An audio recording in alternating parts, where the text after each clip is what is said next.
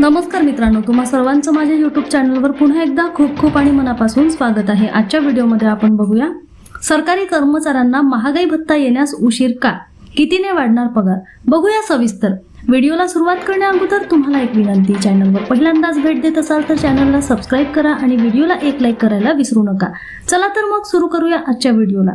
केंद्र सरकारचे कर्मचारी आणि पेन्शनधारक जानेवारीच्या महागाई भत्त्याची वाट पाहत आहे। एप्रिल महिना सुरू झाला तरी अजून जानेवारीच्या महागाई भत्त्याची घोषणा झालेली नाही, त्यामुळे अनेक प्रश्न निर्माण झालेले आहे। 8वा वेतन आयोग अजून लागू न झाल्याने हा 7व्या वेतन आयोगाअंतर्गत दिला जाणारा महागाई भत्ता आहे।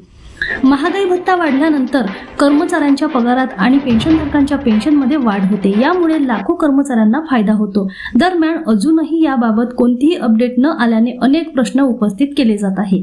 केंद्र सरकार वर्षातून 2दा महागाई भत्त्यात वाढ करते। जानेवारी आणि जून महिन्यात वाढ केली जाते। जानेवारीच्या महागाई भत्त्याची घोषणा मार्चमध्ये केली जाते, तर त्यानंतर जुलैमध्ये महागाई भत्ता लागू होतो। याची घोषणा सप्टेंबर-ऑक्टोबरमध्ये होते। महागाई भत्ता येण्यास उशीर का? मार्च महिन्यात महागाई भत्त्याची घोषणा होण्याची अपेक्षा होती, परंतु असं न झाल्यानं चिंता व्यक्त केली जात आहे। नेहमीच्या मंजुरीशिवाय व्यापक आर्थिक परिस्थिती देखील महागाई भत्त्यासाठी महत्त्वाची ठरते। सरकार खूप लवकर महागाई भत्त्याची घोषणा करण्यापेक्षा टप्प्याटप्प्याने करण्यास प्राधान्य देईल असं तज्ञांनी सांगितले आहे। त्यामुळे कदाचित सरकार महागाई भत्त्याबाबत हळूहळू निर्णय घेईल। महागाई भत्ता किती वाढेल?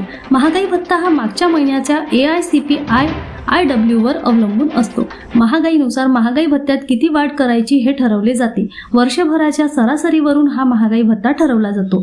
जानेवारी 2025 ते डिसेंबर 2025 च्या आकडेवारीनुसार महागाई भत्ता 2% वाढू शकतो। त्यामुळे महागाई भत्ता 58 वरून 60% होण्याची शक्यता आहे। पुन्हा भेटू एका नवीन अपडेटसह, तोपर्यंत धन्यवाद।